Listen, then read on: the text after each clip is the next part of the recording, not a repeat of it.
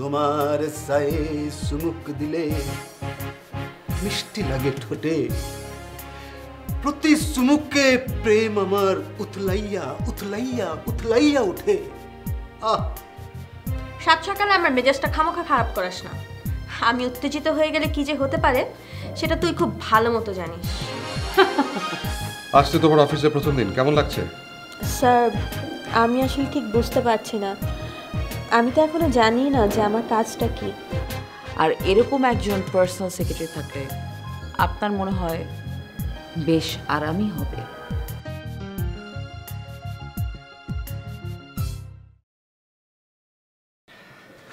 Anyway, আপনি তাহলে এখন প্লিজ।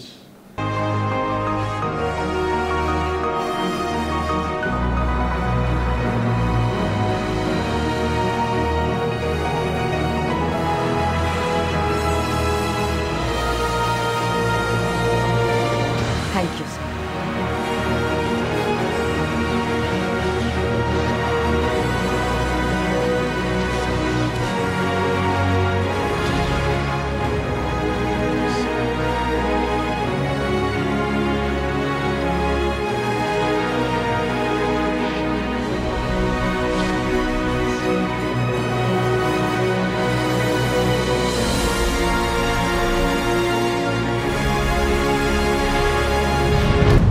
আসসালামু আলাইকুম নান্টু সাহেব।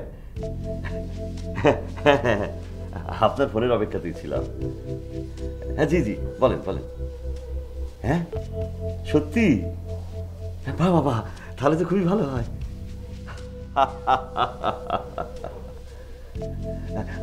ভালো কথা। ওই আমাদের বাসার ঠিকানাটা তো তখন দিয়েছিলাম নাকি? জি জি জি জি। হ্যাঁ, তা কয়টা নাগাদ আসতে পারবেন? আচ্ছা আচ্ছা আচ্ছা। আর না না না না, হ্যাঁ সমস্যা হবে কেন, এ তো আনন্দের ব্যাপার।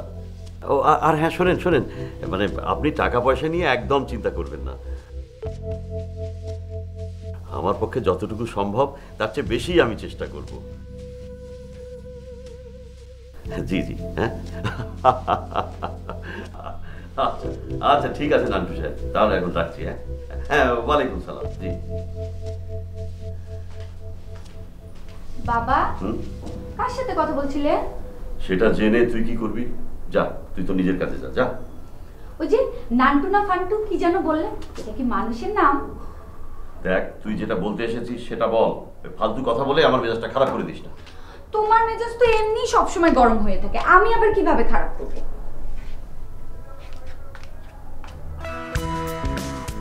বাবা, আমার ট্যাবটা দাও, জরুরি কাজ ছিল। ওটা দিয়ে তুই আবার কি জরুরি কাজ করিস? তোর কাজ হলো মন দিয়ে ঠিকমতো লেখাপড়া করা আর ঘর সংসারের কাজকর্ম ঠিকমতো শেখা। সারাদিন ওই ট্যাব বুকে নিয়ে শুয়ে থাকা নয়, বুঝলি? ওটা দিয়েও আমি পড়ি। ইন্টারনেটে পড়ার মতো অনেক জিনিস আছে যা শুধু বইতে পড়া যায় না। আচ্ছা, ওই পড়া শেষ হয়েছে তো যে ট্যাব নিতে চলে এসেছিস? শেষ করেই তো আসলাম। কাল সারা রাত ধরে পড়েছি, সকালে ঘুম থেকে উঠে পড়ছি, পড়তে পড়তে একদম ঠোঁটস্থ মুখস্থ করে ফেলেছি। বাবা, এবার আমার ট্যাবটা দাও প্লিজ। যাক, পড়া শেষ হলো তো ভালোই। তাহলে এবার বল, বইটা যে পড়লি কি শিখলি সেখান থেকে? কি শিখতে পারলাম মানে? বারে একটা নতুন বই পড়লি, পড়ে সেখান থেকে কি কি এমন শিখলি যেটা বইটা পড়ার আগ পর্যন্ত তুই জানতি না, সেটাই জানতে চাইছি। তেমন কিছু শিখেছি বলে তো মনে পড়ছে না। আর তুমি তো শিখতে বলনি, তুমি তো পড়তে বলেছো। তা পড়ে যদি শিখতেই না পারলি তাহলে বইটা পড়ে লাভটা কি হলো বল? হ্যাঁ, আর এমন তো না যে বইতে এমন কিছু নেই যে পড়ে কিছু শেখা যাবে না, তাই না? আসলে তোদের নিয়ে হয়েছে এক মুশকিল, কেউ শেখার জন্য পড়ে না। সবাই শুধু পড়ার জন্য পড়ে, দেখানোর জন্য পড়ে, প্রতিযোগিতায় জেতার জন্য পড়ে, কেউ ভালোবেসে শেখার জন্য কিছু পড়ে না। আচ্ছা ঠিক আছে বাবা, এখন ট্যাবটা দিবে? কোনো ট্যাব ফ্যাব আমি দিতে পারবো না, আগে মন দিয়ে পড়ো। শেখার শুধু পড়া না, তুমি যা করছো জীবনে তার থেকে শিক্ষাটা নেবার চর্চা করো, না হলে পরে ওই ট্যাব বলো আর টেলিভিশন বলো সব দেখে কিচ্ছু হবে না, বুঝলে? হ্যাঁ বুঝলাম, তুমি আমার ট্যাবটা দিবে না, তাই তো? আচ্ছা, আমি আর কিভাবে তোমাকে বলবো? আমি কি এখন কাগজে লিখে দেবো? হ্যাঁ বাবা, আমি কিন্তু মাকে যে বলবো তুমি আমার ট্যাব দিচ্ছ না। কারণ কি কারণ? কারণ আমার ট্যাবে তোমার আর মনি কি? আমি কি তোর মাকে ভয় পাই যে তুই তোর মার কাছে যে আমার নামে নালিশ করবি, আমি ভয়ে সুসুর করে তোর সব অন্যায় আবদার মেনে নেবো?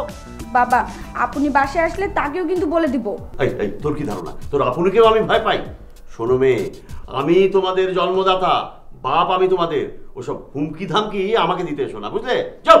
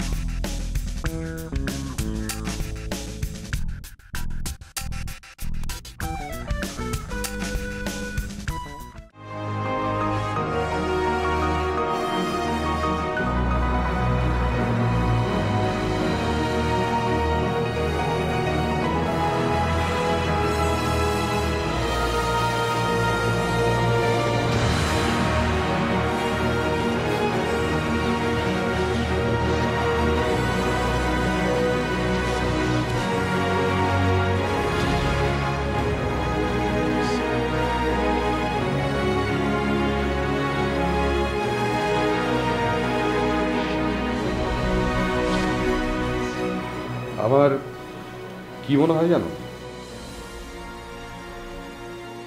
আমার মনে হয় তোমার উপর বিশেষ কোনো একটা দায়িত্ব চাপিয়ে দেওয়াটা আমার ঠিক হবে না।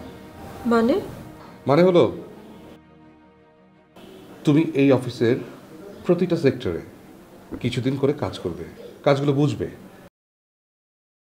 তারপর তুমি ডিসাইড করবে কোন কাজটা তুমি করতে চাও, আই মিন কোন কাজটা তুমি স্বাচ্ছন্দ্য বোধ করছো। কিন্তু স্যার, আমার মনে হয় আপনি আমাকে যে কোনো একটা কাজে নির্দিষ্ট করে দিলেই মনে হয় সেটা ভালো হয়।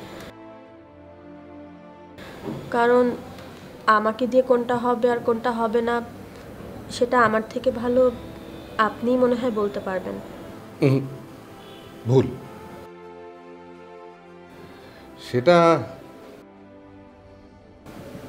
আমি বুঝবো না, because you are very special and I don't want to misuse you.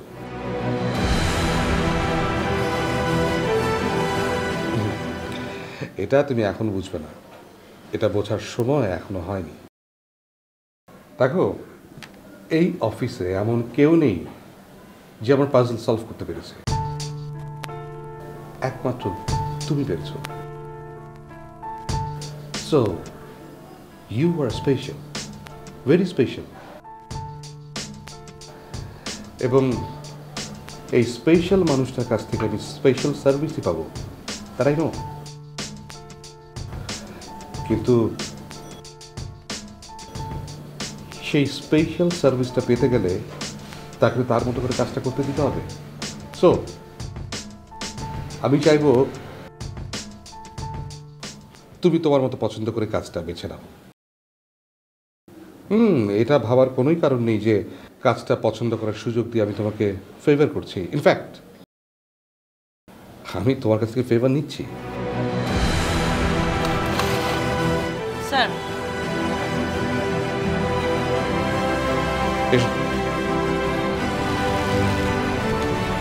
শোনো, আজ থেকে কিছুদিন নীরা ফ্রন্ট ডেস্কে বসবে, কিছুদিন।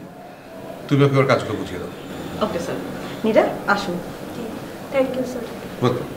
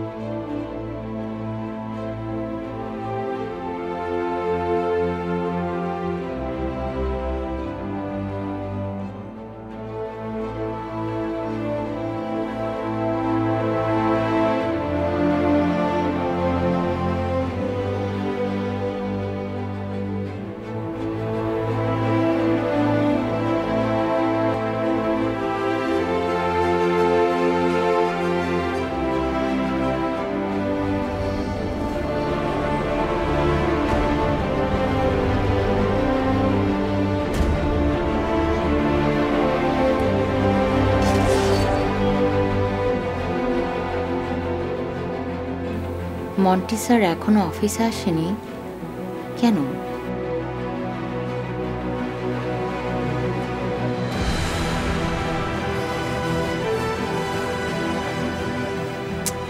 কই গেল সে?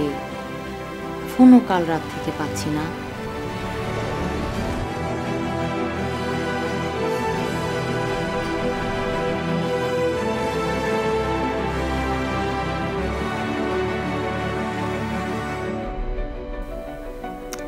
এমন তো হবার কথা ছিল না। তাহলে কি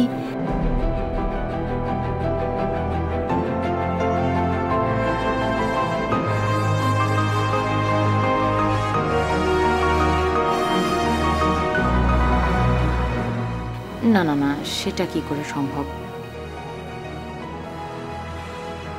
এদিকে যখন তখন রাহা এসে হাজির হবে, কি বলবো তাকে? মন্টি স্যার ততক্ষণে না আসলে উফ, এত ঝামেলা সামাল দিব কিভাবে?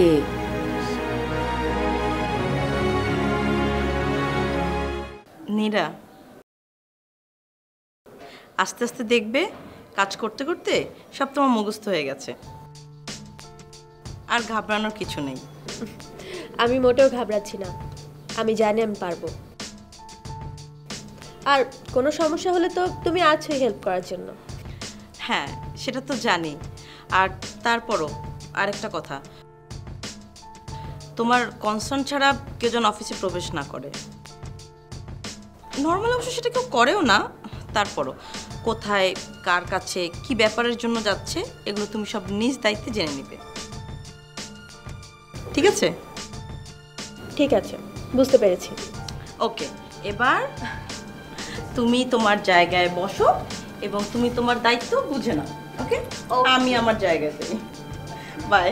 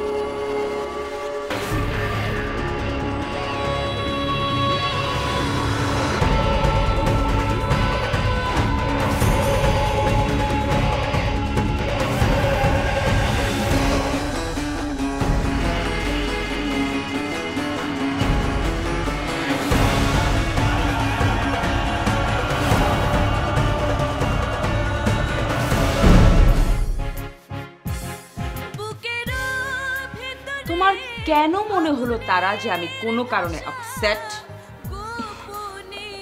না ম্যাম, আপনাকে এর আগে কখনো এরকম দেখিনি। কিসের ব্যাপার স্যার? তোমার কি কোনো কাজ করবো নি? তুমি এখানে মিস রাখির সাথে খাম্বার মতো দাঁড়িয়ে দাঁড়িয়ে কি করছিলে? কিন্তু সেটা আপনার জানার বিষয় না। আপনি বলুন তো, আপনি এই অফিসে কার কাছে এসেছেন? প্লিজ বলুন। তোমাকেই বলতে হবে আমি কে। আশ্চর্য, এখনো কথা বলছেন না আপনি। নগর জোনা